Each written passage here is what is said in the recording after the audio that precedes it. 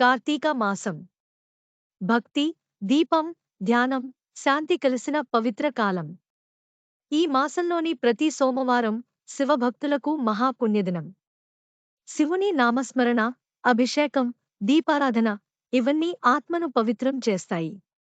ఈ రోజున ఉపవాసం ఉంటూ శివలింగంపై నీరు, పాలు, బెల్లం, బిల్వదళం సమర్పిస్తే పాపాలు నశిస్తాయి, కర్మలు శాంతిస్తాయి, మనస్సు ప్రశాంతమవుతుంది.